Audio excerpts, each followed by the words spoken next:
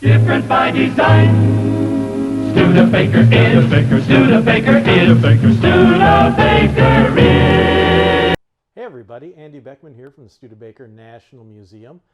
One of my jobs as archivist is providing research requests, fulfilling those for people who want to know stuff about Studebaker, automobiles, and history. And I spend a lot of time with our engineering drawing collection. This is actually one of the largest collections we have at the archives.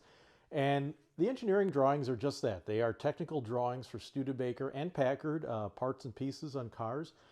Some of our oldest drawings, especially in the Packard collection, go back to the early 20th century. And our Studebaker collection is current from about the mid-1920s on. Now, unlike, say, a blueprint for your house, which it shows everything in one sheet of paper, our engineering drawing collection really focuses down onto each individual part. And I've got a couple examples here to show you.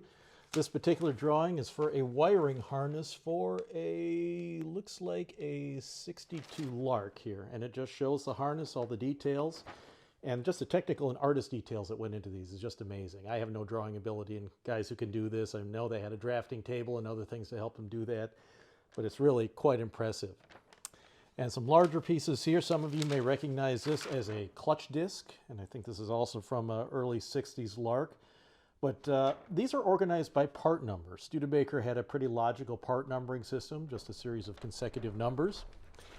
And that makes finding these drawings pretty easy. Thankfully, we had a lot of volunteers dedicated to putting everything in numerical order. The drawers are labeled. And with the help of a parts catalog and some other resources, we can usually find these fairly easily. So you go to your parts book, you say, hey, I need this part number. Okay, that's a great way to do that. You can reach out to us. We can provide copies of the drawings for a very modest fee, delivered right to your door. Other resources we use are the engineering parts list books. And this is one for the Avanti, but it's like a parts catalog in reverse. It tells every part that is used on that particular car. And you'll often find things here that were not in the parts catalog because some things were just not sold separately.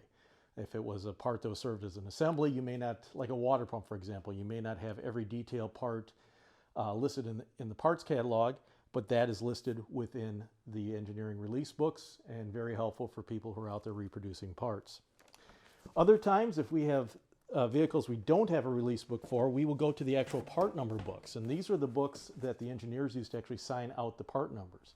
What's great about these is it actually shows parts that were never released, say a model didn't go into production, but it still would have had a project number and a part number.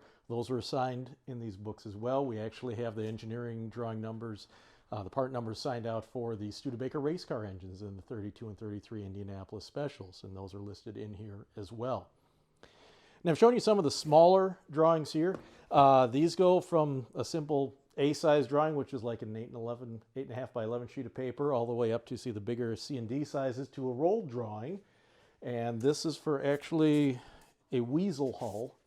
And you unroll this thing and it's about 12 feet long, but we were able to copy and reproduce those. And if you'd like to learn more about engineering drawings or you want to get a copy of one for yourself, contact us at the archives.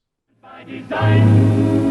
Studebaker is. Studebaker is. Studebaker.